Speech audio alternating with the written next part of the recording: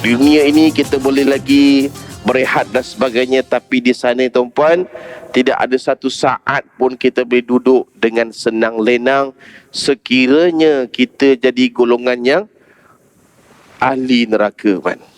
Jadi muslimin muslimat mati Allah sekian, saya akan berkongsi pada malam ini tajuk tersebut. Jadi moga-moga kita semua dapatlah menjadi insan yang dipilih oleh Allah. Yang pertama tuan-puan, golongan yang tidak akan disentuh oleh api neraka. Bismillahirrahmanirrahim. Alhamdulillahillazi bi ni'matihi tatimmus salihat. Wassalatu wassalamu ala sayyidina Muhammad wa ala alihi wa sahbihi ajma'in. Assalamualaikum warahmatullahi wabarakatuh. Alhamdulillah, thumma alhamdulillah. Pertamanya dan setinggi-tingginya kepujian kita rafakkan kepada Allah Subhanahu wa taala. Kerana dengan taufik dan juga inayah Allah, Allah Subhanahu wa taala telah menyempurnakan hajat kita, iaitu kita telah sama-sama, iaitu tuan-tuan perempuan telah sama-sama dapat selesai solat maghrib secara berjamaah di rumah yang paling mulia ke bumi Allah, iaitu di rumah Allah Subhanahu wa taala sendiri. Dan syukur sekali lagi kita rafakkan kepada Allah Subhanahu wa taala kerana dengan ihsannya Allah dan lembutnya Allah, Allah Subhanahu wa taala telah membukakan pintu-pintu hati kita untuk sama-sama kita duduk di dalam taman-taman syurga. Mudah-mudahan satu hari kelak kita akan pasti bertemu dengan Allah Subhanahu wa taala. Dan kita bermohon agar kita dijemput masuk ke syurga Allah tanpa hisab. Dan kita nantikan juga di sana adalah syafaat kekasih kita Rasulullah sallallahu alaihi wasallam. Mudah-mudahan menjadi kenyataan juga kita nanti di sana. Amin amin amin ya rabbal alamin. Yang saya mulakan Tuan Nazir Masjid, ahli jawatan kuasa masjid, ketua muslimat, para asatizah, para alim-alim ulama, tuan-tuan imam, tuan-tuan Bilal, datuk-datuk, datin-datin, Tan Sri, Puan Sri, hadirin hadirat yang dirahmati Allah Subhanahu wa taala. Di dalam sebuah tajuk, iaitu 4 golongan yang tidak disentuh api neraka. 4 golongan yang tidak disentuh api neraka. Tuan-tuan perempuan, pasangkan telinga kita baik-baik, lapangkan hati kita, ambil perhatian. Moga-moga kita ini antara hamba-hamba Allah yang kita harapkan bukan daripada golongan-golongan yang akan disentuh oleh api neraka. Dan kita harapkan juga tuan-tuan perempuan, apabila tuan-tuan perempuan pulang ke rumah, berkongsilah ilmu ini dengan anak-anak, dengan orang rumah, tuan-tuan perempuan di rumah. Moga-moga Allah Ta'ala ampunkan dosa kita insya-Allah. Tuan-tuan perempuan, dalam tajuk ini tuan-puan, 4 golongan yang tidak disentuh api neraka. Kalau kita tengok daripada tajuk dari segi umumnya, kita akan faham dimasukkan dengan tidak disentuh api neraka, bahang dia pun tidak akan kita rasai, man. Apatah lagi dia punya cepisan-cepisannya ataupun angin api itu akan kena kepada kita.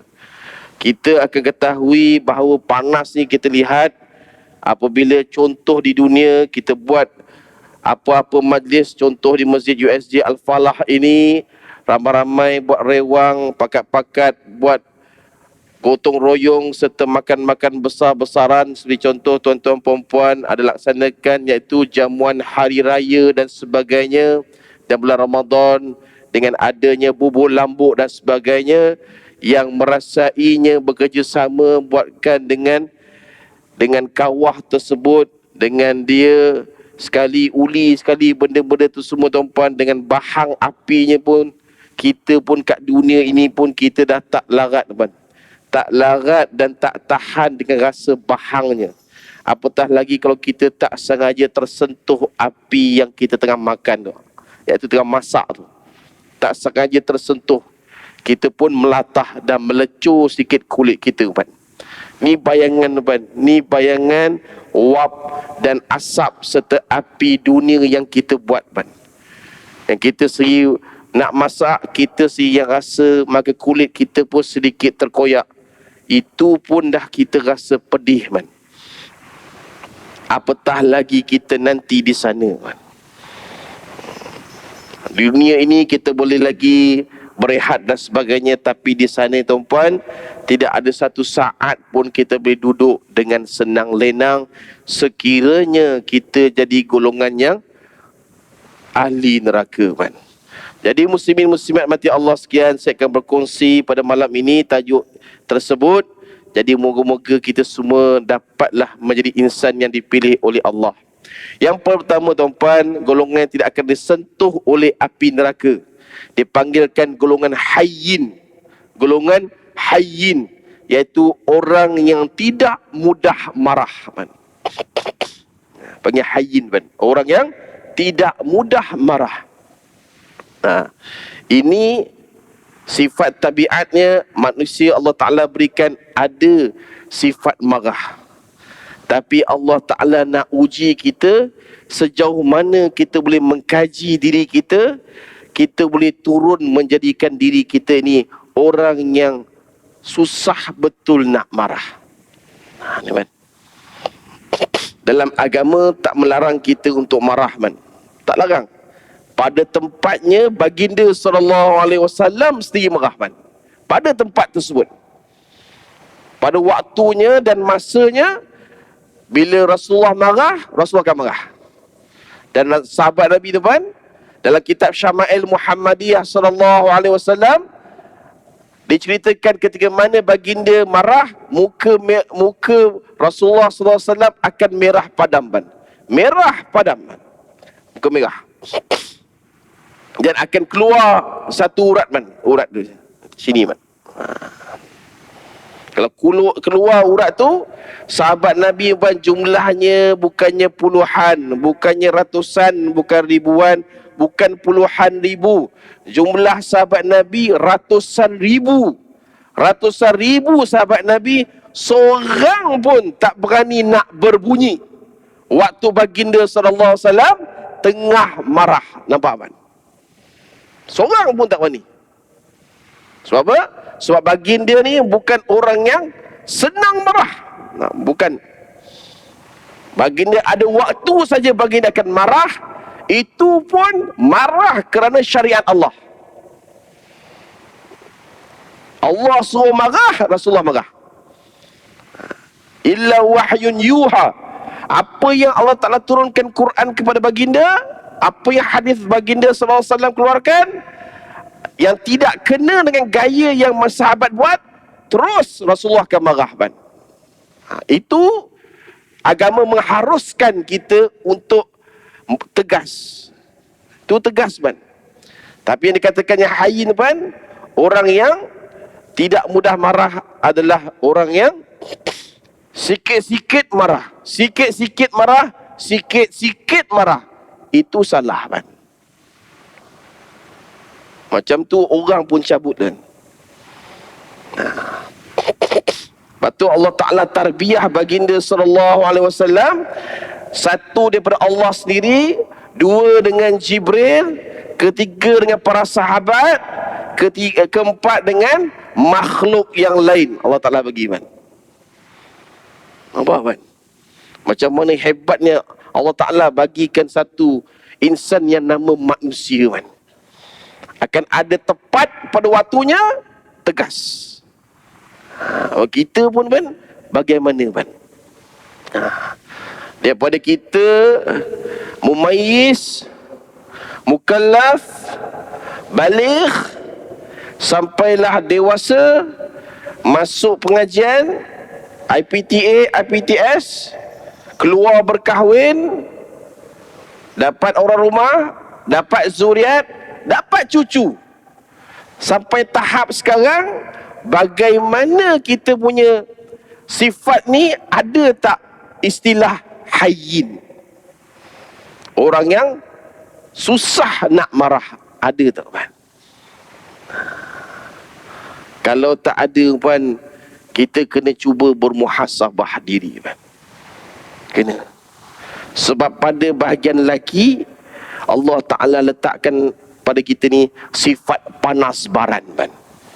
Laki panas baran, man. Dia panas dalam tu. Orang perempuan, dia mulut.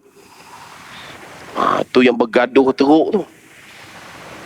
Sebab tu dalam Islam dah ada perubatan dah. Dah ada dia punya medicine dah. Rasulullah dah ajar dah. Allah Ta'ala ajar Rasulullah. Marah waktu berdiri, duduk. Marah waktu duduk, maka baring. Tak selesai juga, minum air. Tak selesai juga, ambil wuduk, solat. Kerana api itu, kemarahan itu datang daripada api. Api ni sifat makhluk halus. Syaitan dan iblis. Dia akan cocok kita. Maka waktu kita bergaduh dengan isteri, bila isteri tak kisah kalau suami dia ceraikan dia, bila dah ceraikan dia, baru dia menyesal, teman. Siapa yang seronok, man? Syaitan seronok, man. Dia paling marah bila tak berkahwin, kita suka jumpa couple. Couple sekali. Pergi kedai makan area USJ Al-Falah ni. Kadang-kadang naik motor sama-sama, naik kereta sama-sama. Syaitan suka. Iblis pun suka. Tapi iblis dan syaitan akan terbatas bila kita berkahwin. Bila kita berkahwin, dia tak dapat nak rosakkan nasab keturunan kita, kita punya silsilah serta darah daging kita, sebab kita berkahwin. Bila berkahwin, maka hubungan itu adalah suci dan halal. Dia tak boleh buat apa. Dia akan cari jalan lain daripada mana? Idea kedua, perceraian. Nampak kan? Dua jalan dia akan cuba. Dapat dua ni, mereka akan duduk senang lenang. Nampak kan? Sebab tu kita kan, sifat hayyin ni kan, dia kena belajar kan. Dia kena belajar. Dia kena cuba praktikkan untuk diri kita sendiri. Kita dah cuba praktik waktu Ramadan. Cukup, Alhamdulillah tuan-tuan perempuan, selesai Ramadan. Alhamdulillah tuan-puan, dengan 10 malam terakhir berlumba semayang imam di masjid ini. Serta cuba dapat sekali bersama Lailatul Qadar. Lailatul Qadar serta majlis khatam Quran. Semua tuan-puan dapat nikmat tersebut. Sekarang tuan-puan, Allah Ta'ala dah bebaskan, dipanggilnya makhluk halus daripada neraka Jahannam. Yang besar-besar tuan-puan, general, sarjan, yang paku 45 tu, Allah Ta'ala turunkan dia orang keluar dari neraka. Dia dah bebas daripada api neraka, turun ke bumi. Bila dia turun ke bumi, waktu itu puan, dia pula tengah menguji tuan-tuan dan puan sekarang, puan. Itu hasil tu, puan. Hasil tuan-tuan puan Ramadan tu. Bila Ramadan tuan-puan, memang pulun, betul-betul pulun, puan. Sungguh-sungguh nak dapat Ramadan. Maka selepas Ramadan tu, itulah akan memberikan tuan-tuan puan jalan sebenar kepada Allah, puan. Kerapnya tuan-tuan puan ini baca Quran, itulah boleh bantu tuan-puan. Kerapnya tuan-tuan puan zikrullah, itulah boleh bantu tuan-puan. Kerapnya tuan-puan ni solat malam tiap-tiap hari, itulah yang boleh tuan-tuan dibantu oleh Allah Ta'ala. Dan kerapnya tuan-puan kalau banyak sedekah, wakaf dan infak, itulah yang boleh buatkan hati tuan-puan ini tidak mudah marah. Nampak kan? Tu kan? Allah Ta'ala bagi formula sikit kan? Tapi kalau kita kerajaan kan, swasta atau kita kerja mana-mana, macam-macam formula kita dapat pada orang, naik pening kita kan. Tapi Allah Ta'ala punya formula tu kita lama dah kan. Allah Ta'ala letak kepada baginda sallallahu alaihi wasallam kan, 1400 tahun dahulu. Lama sangat. 1400 tahun dahulu kan. Di mana kita letak tempat tu? Formula tu di mana kita letak kan? Kan? Tu yang pertama, hayyin, orang yang tak mudah marah kan. Lepas tu Sayyidina Ali kata, orang yang berakal adalah orang yang letakkan akalnya dahulu baru berkata-kata. Ni orang ada akal. Tapi orang yang awam, yang cepat naik angin dan sebagainya, dia akan berkata-kata dahulu, baru dia akan menyesal. Apa? Ni Islam ajar. Faham? Dan ini yang kita tengok sejarah-sejarah silam dahulu, bagaimana mereka ini dikagumi oleh orang-orang kafir serta orang-orang Quraisy Arab. Mereka tak letakkan berdendam mereka kepada kafir, man. Tak ada, man. Kalau saya bawa kisah, man, kisah zaman Sayyidina Ali, waktu itu pemerintahan tu hakimnya orang Islam kita, tapi khalifah waktu itu Sayyidina Ali, man. Khalifah maksudnya ketua negara waktu itu adalah Sayyidina Ali.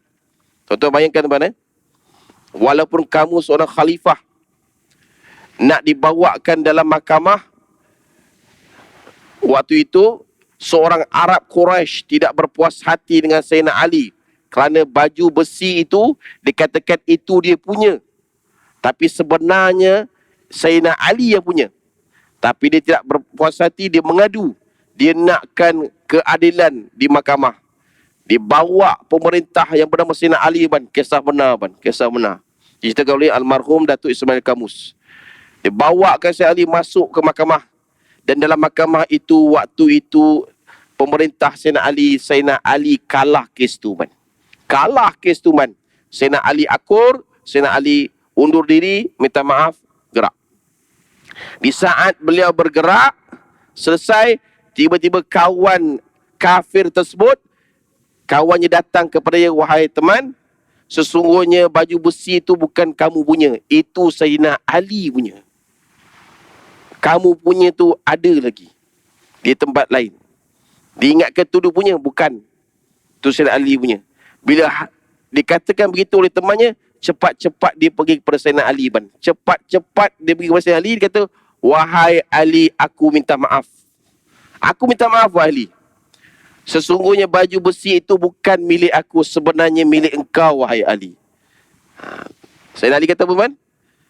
Wahai teman, wahai tuan, sesungguhnya apa yang telah diputuskan oleh Tuan Hakim, itulah yang sebenarnya.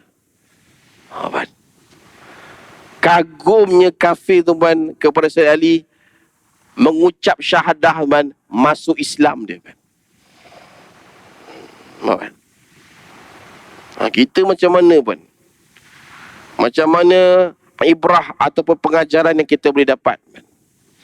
Kadang-kadang kita ni kuat melatah, kuat melenting, kuat mengamuk, kuat naik angin, macam-macam, man.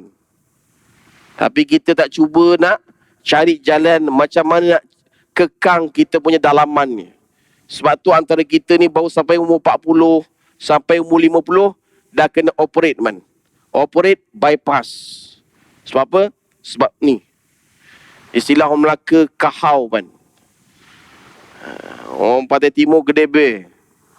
Orang utara ni, mangkak. Geng-geng tu. Kenapa kita tak nak cari jalan yang baginda SAW ajar, man? Kadang kita tengok muka orang tu, man, tanya, tuan, umur berapa, tuan? Saya dah umur 80 tahun, man. 80 tahun. Tapi nampak muka umur 60 tahun. Macam mana sampai begitu, man? Macam mana sampai begitu, man? Sebab dia boleh kekangkan dia punya panas barannya di dalam, man. Dia tak layan dalam tu. Dia dapat tenangkan baran itu dalamnya. Nak terbatas ke, diingat cara Islam ajar bagaimana, man. Selesai masalah, man. Itu yang pertama, man, iaitu sifat hayyin. Yang kedua, tuan-puan, adalah sifat layyin, man. Tadi hayyin, orang tak mudah marah. Tak mudah marah. Dia jadi ketua ke, dia jadi pekerja bawahan ke, dia jadi orang atasan ke, dia tak mudah marah. Dia akan jadi orang yang paling mudah, simple berurusan dengan orang. Mudah. Dia tak akan keluarkan nada-nada suara-suara yang orang tak suka, kan? Tak ada. Dia ada sifat hayyin. Macam mana dalam kitab? Syama'il Muhammadiyah sallallahu alaihi wasallam pan. Nombor satu hayyin. Kedua dipanggil layyin. Layyin tuan bermaksud di sini adalah orang yang lemah lembut dalam tutur kata pan. Orang yang lemah lembut dalam tutur kata pan. Tuan-tuan puan fahamlah maksudnya orang yang lemah lembut dalam tutur kata ni bukannya orang yang jenis pondan, bukan pan. Kan jenis lembut-lembut tu bukan. Adalah orang yang mana bahasanya cukup indah, cukup lunak, cukup manis bila berbicara dengan sesama manusia kan.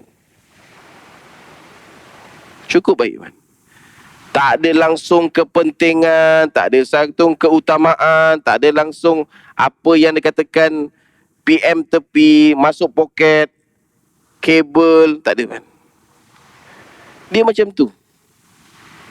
Kata-kata dia begitu dan cara nada dia pakai pun begitu dan bahasa yang dipakai pun adalah begitu. Cukup indah bahasa yang digunakan pan.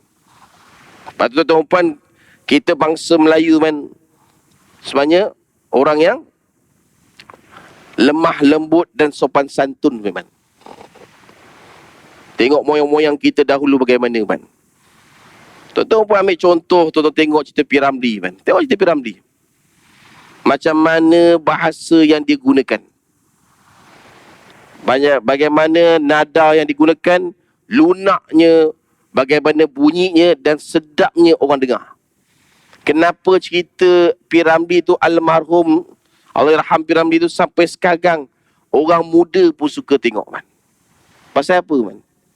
Pasal dalam ceritanya ada semua sekali pelajaran. Pelajaran ada, pengajaran pun ada dalam tu. Dan sehingga sekarang orang tak boleh lawan dengan isi cerita macam mana P. Ramlee buat. Tengok bahasa dia guna bagaimana man. Macam mana nak sembang dengan orang tua, macam mana nak sembang dengan orang muda, macam mana nak sembang dengan orang gangster jalanan, orang seorang lanun, seorang bapak mertua yang kasar, yang cintakan kepada harta. Tengok macam mana dia pakai bahasa man. Apa man? Sebab tu orang dulu, orang Melayu kita ni memang orang yang sopan santun dan baik gaya bahasa man. Cukup baik man.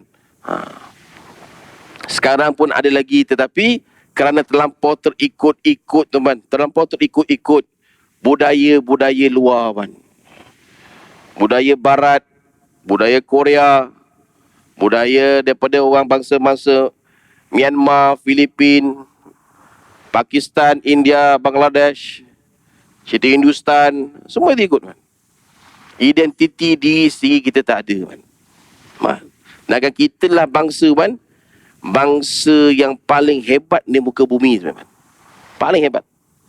Jika mana dulu saya belajar dulu di bumi Syam, Syria man. Orang Arab Syria cukup tengok orang Malaysia ni. Kawan kita pun yang belajar Mesir pun, mereka tengok orang Malaysia cukup lemah lembut. Sangat lemah lembut. Bergurau begitu, nampak berkasar pun lembut lagi man. Arab tengok ni, bangsa apa ni kan? Bangsa Melayu Malaysia. Makan kita pun man, makan kita di tanah Arab tu kan, orang Arab tengok pun pelik man. Cukup pelik bangsa Melayu ni makan, cukup pelik. Makan dalam talam ban, dalam talam makan, tak ada satu pun nasi yang keluar daripada talam ban. Arab tengok je, ni bangsa mana makan ni. Arab makan bertabur kan, makan tak habis kan, bertabur. Tapi tengok orang Melayu makan ni, tengok hairan sungguh, ni makhluk apa ni kan. Bila bercakap pula lembut bicaranya kan? Seperti orang Syria, lembut orang cakap. Nampak kan? Sebab dalam Islam mengajar kan, orang yang di padang mahsyar kan, di padang mahsyar, dalam sebuah hadis Rasulullah sallallahu alaihi wasallam mengajar kita kan, orang yang akan bersama dengan aku nanti di padang mahsyar adalah orang yang ahsanul khuluq kan. Ahsanul khuluq adalah orang yang sebaik-baik akhlak kan. Semulia-mulia akhlak. Secantik-cantik budi bahasa kan. Nampak kan? Allah Ta'ala berikan kepada kita. Yang mana benda ni tuan, dia tidak boleh dijual beli tuan. Dia tak boleh beli dan dia tak boleh dibayar. Dia dari hati tuan-tuan perempuan sendiri tuan. Lain ni daripada hati kita semua tuan-tuan perempuan yang dimuliakan Allah Subhanahu wa taala. Bila datangnya lembut tuan, dia bukannya datang lembut ni dengan tiba-tiba tuan. Bagaimana nak kita nak dapatkan bahasa yang indah sekiranya kita ini jauh dengan Al-Quran. Sekiranya kita ni jauh dengan Allah Ta'ala. Sekiranya kita ni jauh dalam taman-taman syurga. Bila Imam Bilal maklum ada taman-taman syurga, kita langsung tak ada hati nak duduk dalam taman-taman syurga. Bilal laungkan azan hayya ala salah, tak ada hati nak datang taman-taman syurga. Tapi mengeluh, kenapa orang berkasar dengan saya tak berkasar pun dengan dia. Nampak kan? Kan dia tak mengaku dia berkasar dengan orang. Dia tak perasan man. Bila kita nak perasan gini man? Bila man? Lepas tu dalam sifat lain man, sifat lain ni seperti mana dikatakan di sini, orang yang lemah lembut dalam tutur katanya. Kalau tuan-tuan puan tengok, cubalah fahami apa yang tuan-tuan perempuan baca dalam solat man. Cuba faham. Paling baiknya cuba faham apa yang dimaksud dengan ta'awudz, apa yang dimaksud dengan basmalah, apa yang dimaksud dengan niat wuduk kan. Ambil pada awal niat wuduk tu. Apa maksud tu? Kalau kita baca bahasa Arab tu, apa maksud dia? Masuk dan sembahyang, kita baca sebelum takbir, niat dulu. Lepas tu bila niat, kita masuk Allahu Akbar. Kita baca doa iftitah. Allahu Akbar kabira, walhamdulillah kathira, wa subhanallah bukratan wa asila. Baca, wajjahtu wajhal ladzi fatara samawati wal ard hanifa muslimin wa ma ana minal musyrikin. Inna salati wa nusuki wa mahyaya wa mamati lillahi rabbil alamin. La syarika lahu wa bidzalika umirtu wa ana minal muslimin. Tuan-tuan baca tu, tuan-tuan faham tak? Faham tak maksud pengertian tu? Tuan-tuan perempuan cari tak? Ada tak cari buku ustaz-ustaz yang jual? Ustaz-ustaz yang kat masjid ni yang datang, tuan-tuan perempuan, saya datang nak jual buku pemahaman pengertian solat. Tuan-tuan perempuan sudi beli, harga dia RM10 je, RM20 je. Ada tuan-tuan nak cari man? Bersungguh tak tuan-tuan cari? Kita Mercedes boleh beli man, BMW boleh beli, Audi boleh beli, rumah kat USJ ni kita boleh beli, kita renovate lagi. Nampak tak? Nabi gambaran kan? Yang ni semua benda material semua kita boleh beli. Tapi bila orang datang nak selamatkan tuan-tuan perempuan punya alam nanti di kubur, tuan-tuan perempuan tolak mentah-mentah, cukup menjadi malang 1000 kali malang kan. Dan itu masalah kita bila tak faham apa yang kita baca dalam solat. Al-Fatihah pun tak faham, Sami Allahu liman hamidah pun tak faham, Rabbi fili warhamni wajburni warfa'ni wazuhni wahdini wa'afini wa'fu anni pun tak faham, Subhanal azimi wa bihamdi pun tak faham, Subhanal a'la wa bihamdi pun tak faham, tahiyat awal pun tak faham, tahiyat akhir pun tak faham, doa kunut pun tak faham. Sampai ke akhir hayat kita tak faham kan. Apa tuan-tuan nak sembah ke Allah Ta'ala nanti?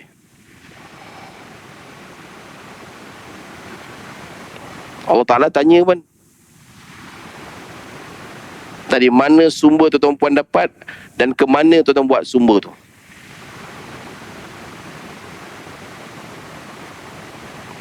Ada satu pun untuk agama Allah. Macam mana tuan-tuan jemaah? Tu pasal tuan-tuan tengok imam-imam kadang Bilal pun pening kepala. Bila pergi ke rumah orang mewah-mewah, yang jenis yang jauh daripada agama, panggil orang gini untuk selesaikan jenazah keluarganya. Bertanya anak-anak, ada tak yang boleh mandikan? Sama semua angkat tangan. Habis. Akan semua hebat-hebat kan? Belajar Oxford, belajar New Zealand. Mana ya, man? Amerika, Australia. Speaking ni macam air. Macam air. Tapi boleh tengok dalam bab agama, cukup malap kan. Cukup malap kan. Macam mana kita ni kan? Cuba kita tengok diri kita je nak. Kita nak pergi dah. Sama macam saya pun nak pergi dah. Boleh jadi saya pergi awal daripada tuan-tuan. Kalau kita pergi kan, letak satu misi dan visi tuan-tuan. Satu misi visi. Letakkan kita pergi, pastikan anak kita faham agama betul-betul kan. Ingat kan. Ini bukan main-main kan. Pastikan anak kita faham, menantu kita faham, isteri kita faham. Bila kita meninggal, kita berpuas hati. Kita tak sabar nak menghadap Allah Ta'ala. Menangis tu biasa. Biasa. Tapi tahankan keluarga kita ni, jangan menangis macam orang jahiliah. Kita akan susah bawah tu. Saat ni kan, ni kawasan USJ ni hebat-hebat orang kan. Cuba pendamkan dalam tu, tanamkan dalam keluarga kita ni ada suasana agama. Nak buat macam mana Ustaz? Mulai malam ini, bila nak masuk datang ke rumah aja, balik rumah, sebelum ni tak pernah langsung masuk ke rumah bagi salam, bagi salam. Assalamualaikum. Terkejut rumah. Anak pergi, abah.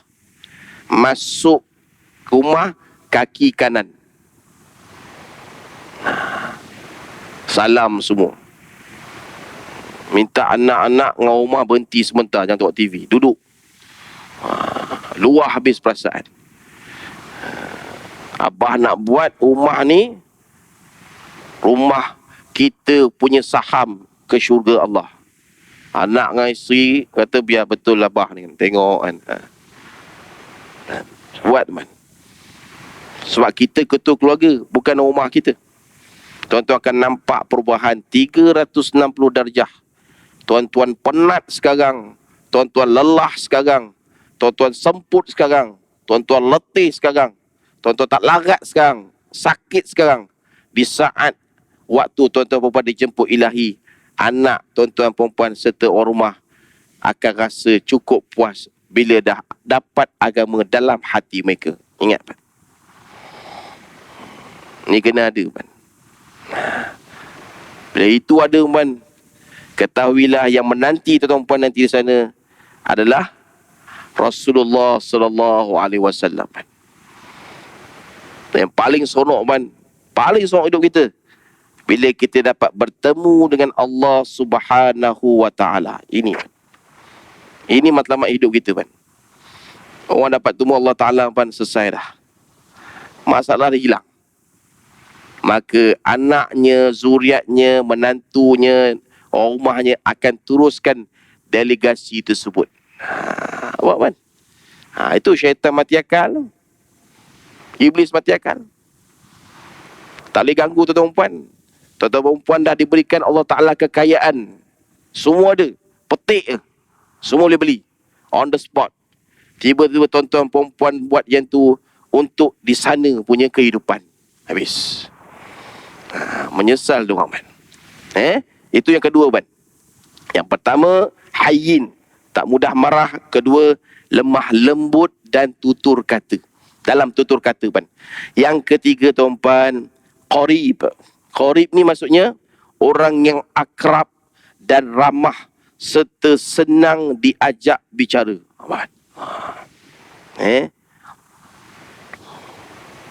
Baginda SAW ban, seorang Nabi, seorang sahabat.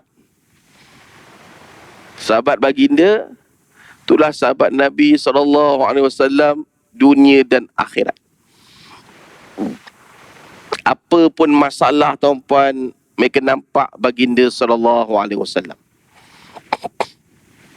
Dan Rasulullah ada masalah, sahabat karib Rasulullah selain pada manusia adalah malaikat Jibril. Jibril, sahabat baik baginda. Kalau dalam keluarga, rumahnya. Dengan sahabat paling rapat, Sayyidina Abu Bakar As-Siddiq, Sayyidina Umar, Sayyidina Uthman, Sayyidina Ali. Ada orang-orangnya, Bilal bin Rabah, semua kan. Ada antara satu sama dengan lain kan. Kita ni tuan-puan, biarkan waktu kawan kita susah, kita ada. Datuk, saya ada masalah. Masalah apa tu? Bukan masalah, insyaAllah senang kot. Saya ada ni lah tu. Tu bukan masalah. Tak apa, jumpa kita. Kedai mamak, belakang masjid. Sembang. Cerita. Yang kawan ada masalah tu terus hilang masalah kan. Sebab apa hilang kan? Sebab datuk yang dengar masalah kawan tu, dia baca kitab Syama'il Muhammadiyah sallallahu alaihi wasallam. Rasulullah kalau sahabat Nabi ada masalah, sebesar-besar masalah tu, Rasulullah akan buatkan dia jadi minor. Kalau minor, Rasulullah akan cuba supaya biar hazaf terus. Dan datuk tu belajar, diamalkan. Jadi orang begini sebab kita akan diingat-ingat oleh orang selepas kita pergi Tengiang-ngiang orang ingat nama kita. Bagusnya datuk ni, bagusnya Tan Sri ni, bagusnya Datin ni, bagusnya Puan Sri ni. Nampak kan? Bila kita gunakan apa yang kekuasaan takhta kita ada tu, kita khidmat untuk umat khidmat untuk umat. Kita tak nak lain tak nak lain. Kita nak nanti biarkan bila kita bertemu dengan Allah, Allah Ta'ala dah ampunkan segala dosa kita selesai Bila ampunkan segala dosa maksudnya apa Maksudnya pintu syurga saja yang layak tu kita Hanya pintu syurga Tapi kalau tak ampunkan dosa, maka pintu neraka juga dibuka Itu sakit Cukup sakit waktu saat kita ni nak jadi kita ni orang yang bijak adalah orang yang fikirkan keadaan dirinya selepas dia meninggal. Apa bekalan dia akan bawa depan Allah Ta'ala. Maka cuba jadilah kita orang yang qarib, rakan-rakan yang baik. Kat masjid ni ada rakan-rakan masjid, ada muslimin, muslimat. Jadi rakan masjid. Teman kita ada masalah, tiba-tiba kawasan USJ ni ada rumah ni, tiba-tiba masuk pencuri, terbakar. Kita pun sama-sama ambil berat. Dalam grup WhatsApp ada kan, semua keluar tolong kan. Cancel nak pergi makan dengan semua keluarga kita, kita pergi sana.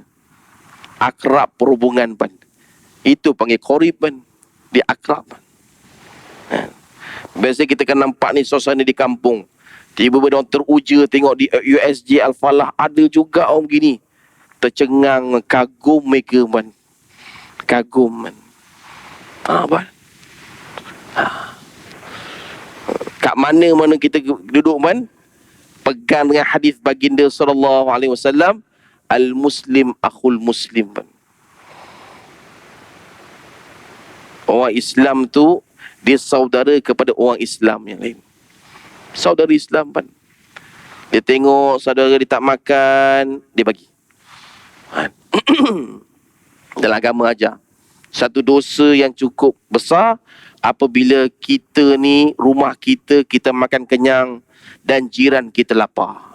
Dosa Dosa Sebab apa? Sebab bab kata Imam Nawawi tu 40 kanan, 40 kiri, 40 depan, 40 belakang adalah kita punya jiran sebenarnya. Jiran. Saya tengok Mana kita mampu, kita bagi ban. Mana kita mampu, kita khidmat. Mana kita mampu, kita bantu ban. Ingat ban. Lagi tuan-tuan perempuan tolong orang ban, lagi tuan-puan akan dapat naungan bantuan Allah Ta'ala nanti di sana. Saya ada tu kisah masa saya khidmat di Masjid Sultan Abdul Aziz. Sekiranya dah masuk Isyak, beritahu tuan-puan. Sultan Abdul Aziz di Pulau Indah. Ada seorang siak. Kalau bahasa Jawa dipanggil Noja. Nama dia Pak Uda Aziz. Pak Uda Aziz. Pak Uda Aziz tuan-puan, nak cerita tuan-puan, seorang siak yang mana hidupnya suka bersembang dengan orang dan mudah bicara, serta dia suka bantu orang ban. Suka bantu orang. Dia ni seorang pekerja bekas kapal layar, chef. Pergi pakai jadi seorang noja pun smart. Pakai topi yang macam panas tu kat sawah tu, baju t-shirt tie in, kerja kawasan masjid. Lepas tu anak saya baru lahir, nama Mustafa. Setahun 2 tahun macam tu anak saya. Berapa bulan tu, daripada jauh dia panggil Mutapa, orang Jawa kan. Habis bagus ni ban, bagus kawan ni ban dengan Pak Uda Aziz ni. Okay. Di saat orang nak mengumpat orang nak memfitnah orang, dia tolak gitu je ban. Kita berhenti sebentar ban, beri ruang kepada Tuan Bilal, dan seterusnya kita habiskan insya-Allah. Muslimin muslimat mati Allah sekalian, semua sikit masa lagi, mudah-mudahan Allah Ta'ala rahmati kita semua insya-Allah. Sambung daripada kisah tuan-tuan, seorang itu bernama Pak Uda Aziz, seorang siak, seorang noja di Pulau Indah, Masjid Diraja dulu saya berkhidmat. Apabila orang datang kepadanya nak mengumpat orang, nak memfitnah orang, nak memburukkan orang pan, dia akan tepis, dia akan tukar tajuk. Cantik cuaca hari ni. Dia punya tak suka nak dengar cerita yang tak sedap dengar. Cantik cuaca hari ni. Kawan tu nak cerita lagi. Hari ni hari apa? Cerita lagi. Banyak burung hari ni. Habis man. Kawan tu ambil selipar, start enjin jalan. Sambil berkata-kata dalam bahasa Jawanya, bahasa yang tak sedap didengar lah. Nampak man. Satu kampung Pulau Indah tu kenal Pak Uda Aziz macam tu sifat dia. Orang nak ajar bab cerita keburukan orang ke, nak malukan orang, dia tak nak. Dia akan tukar. Dan nak cerita tuan-puan, di saat anak saya waktu itu yang sulung ni bernama Mustafa As-Sibai, baru lahir, kena masuk ward sebentar. Allah Ta'ala uji saya kesabaran. Kita khususan pada Allah. Keluar je beberapa hari daripada hospital. Di saat saya balik nak ke kuartus masjid tersebut, nampak ada orang ramai kat tepi jalan raya. Nampak tu, saya pergi ke rumah, masuk balik, pejabat waktu masjid semayang, nak semayang sunat, tiba-tiba datang seorang guard wak di situ gak di masjid. Kata, Mam, tahu tak? Tahu apa? Pak Uda Aziz kena langgar lari. Kata, Pak Uda Aziz kena langgar lari. Dan orang yang langgar tu kerja Westport Port Klang.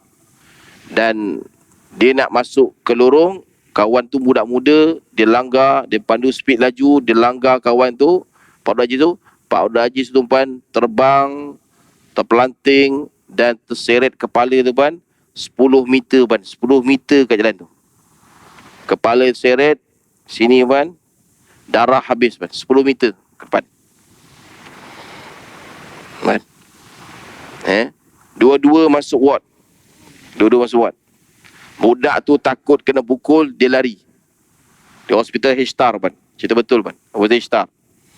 Allah Ta'ala rehatkan Pak Uda Aziz pan seminggu di H-Star. Lepas tu Allah Ta'ala muliakan dia. Allah Ta'ala panggil pulang dia. Tuan-tuan boleh bayang pan. Dia dipulang oleh Allah Ta'ala kembali ke tempat asal, iaitu jumpa Allah. Pulau Indah pan. Pulau Indah di kawasan tempat saya khidmat khadam tu, selama sebulan setiap Khamis malam Jumaat kami hanya bacakan khusus surah Yasin untuk Pak Uda Aziz je. Seorang ni ban.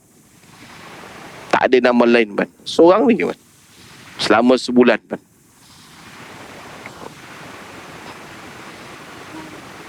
Di malam mereka telah kapankan jenazah mayat arwah tu, saya pergi ke rumahnya, orang semua dah balik, saya ada lagi ban. Saya duduk betul-betul kat kepalanya ban. Orang baca sekadar sekali je baca Yasin, saya baca 10 kali ban. Saya kalau sayang orang tu, saya sayang betul ban.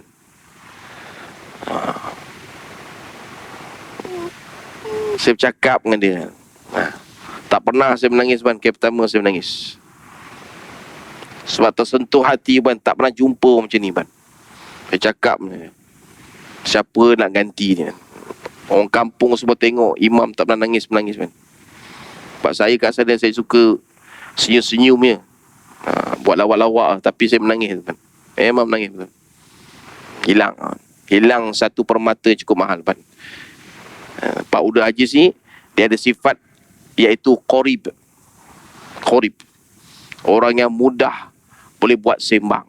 Cukup mudah. Kita man, yang dipanggil diri kita ni educated, biar educated betul-betul kan. Gunakan educated tuan-puan ni biar jadi orang yang paling mudah orang ajak sembang. Turunkan takhta dan diri kita punya darjat ni kepada sifat orang yang tawaduk kan. Orang tawaduk. Jawatan tu rezeki kan. Datuk, Datin, Tan Sri, Puan Sri, semua rezeki. Tapi gunakan tu untuk kerjaan Allah. Ya Allah. Biar orang kata bagus je. Kan? Walaupun dia begitu kuasa hebat, tapi dia cukup tawaduk, rendah diri. Nampak kan? Kita akan dikenang kan? Kita akan dikenang. Lepas tu ulama kata orang meninggal tu dia ada dua kesan. Satunya sekiranya dia meninggal, orang menangis. Maknanya insan itu memang cukup memberi kesan yang mendalam kepada kawasan tu. Orang menangis kan. Pergi dah Tan Sri ni, pergi dah Datuk ni. Dia cukup baguslah kat masjid tu. Al-Falah tu SJ, ya Allah. Cukup bagus. Ramah, rajin, pelawak, suka sporting, semua ada kan. Sama juga kan Puan Sri dengan Datin. Allah baguslah. Siapa nak ambil? Ingat ban, bila kita begitu ban, bila kita ada sifat begitu ban, dalam kitab rahsia kematian alam akhirat mengajar, kita di dalam liang tu akan ada satu malaikat akan menyampaikan apa yang orang di atas cerita mengenai kita. Akan Allah Ta'ala letakkan suatu malaikat. Malaikat tu akan maklumkan kepada kita. Dia kata, wahai si fulan bin si fulan, engkau tahu apa yang mereka cerita pasal engkau? Tak tahu. Sesungguhnya engkau ni, orang cerita engkau ni orang yang baik. Engkau ni adalah orang yang soleh. Engkau ni adalah orang yang berbudi bahasa. Engkau ni adalah seorang yang ringan tulang. Engkau ni adalah seorang yang cukup ramah, cukup mesra, cukup suka menjadi pemaaf. Nampak kan? Benda yang orang yang di atas cakap, semua malaikat akan sampaikan ke kita. Nampak kan? Dan orang yang kedua, bila dia meninggal, orang kata, kenapalah dia lambat sangat meninggal. Nampak kan? Ni kita tengok situasi kita macam mana kan? Kenapalah lambat sangat dia meninggal? Seronok orang. Bila kita meninggal, orang seronok, masalah kan? Cukup masalah. Paling besar masalah tu. Sangat-sangat masalah.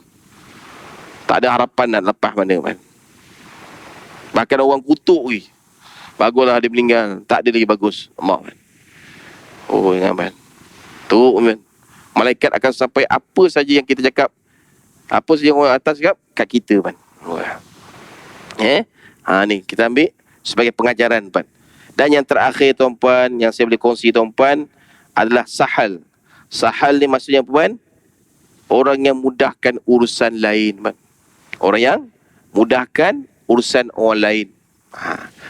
Kita ni pegawai bank, kita ni seorang arkitek, seorang lawyer, seorang mekanik, seorang yang berkuasa di bumi Malaysia, ada jawatan dan sebagainya. Tiba datang kepada kita orang yang tak adalah lengkap dokumen, dekatnya makluman, orang yang tak berpandai dan sebagainya. Sekiranya kita boleh tolong tuan, tolonglah dia tuan. Tolong. Kalau dia budak muda ke, dia orang teruna ke, dia orang yang separuh usia ke, atau dia orang yang memang susah ke tuan. Istilah kita dalam Islam, bantu. Wa ta'amanu 'alal birri wat taqwa. Dan bantu-bantulah, tolong-tolonglah yang berbentuk kebaikan, kebajikan. Bantu puan. Tak cukup, tak apa puan, tak apa tuan. Saya pegang dulu, akan datang bawa lagi. Yang ni saya pegang. Jangan suruh dia balik puan, dengan puan. Tuan-tuan nak rasa tuan-tuan puan ni orang yang duduk mengaji, itu sifat orang mengaji puan. Dia boleh nampak susah orang. Dan itulah baginda SAW puan. Dia nampak susah sahabat puan. So nampak. Dan so langsung punlah hatinya tak pernah sekali pun nak bagi menyusahkan sahabat puan. Kalau tuan-tuan semua yang kat Masjid USG Al-Falah ni cinta kepada Allah dan Rasulullah puan, buktikan apa kecintaan tuan-tuan perempuan kepada baginda SAW. Rasulullah SAW tak pernah menyusahkan orang. Tuan-tuan perempuan buktikan tuan-tuan perempuan ni tak menyusahkan orang. Bahkan suka menyenangkan segala urusan orang. Mudah-mudahan keempat-empat sifat ini yang tidak akan disentuh oleh api neraka ni ada kepada tuan-tuan perempuan. Ada. Dan saya minta doa daripada tuan-puan. Mudah-mudahan Allah Ta'ala berkati kehidupan saya bersama ahli keluarga saya. Saya minta maaf di atas kelewatan kerana saya telah pun dihijrahkan ke Masjid Diraja Morib. Bila Morib, perjalanannya memang tidak dekat macam mana saya khidmat dulu di Masjid Raja Haji Fisabilillah. 1 Mac saya telah dihijrahkan ke Masjid Diraja Morib. Mudah-mudahan perhubungan kita di depan tidak akan terputus di malam ini. Kita akan sentiasa bertemu lagi, dan yang paling indah, kita akan bertemu sama-sama nanti tuan-puan. Nanti di syurga Allah Ta'ala, bersama kita melihat Allah Ta'ala dan bersama kekasih kita Rasulullah Sallallahu Alaihi Wasallam. Moga-moga Allah Ta'ala dan baginda SAW menanti kita di sana. Yang terbaik semua datang pada Allah. Yang kurang dan kelemahan itu datang daripada diri saya sendiri. Saya minta maaf terkasar bahasa, terguris hati tuan-tuan dan perempuan. Aqul qawli hadza wa astaghfirullah azim wa lakum. Wassalamualaikum warahmatullahi wabarakatuh. Rabbana atina fid dunya hasanah wa fil akhirati hasanah wa qina adzabannar. Walhamdulillahirabbil alamin. Taqabbalallahu minna minkum taqabbal ya karim.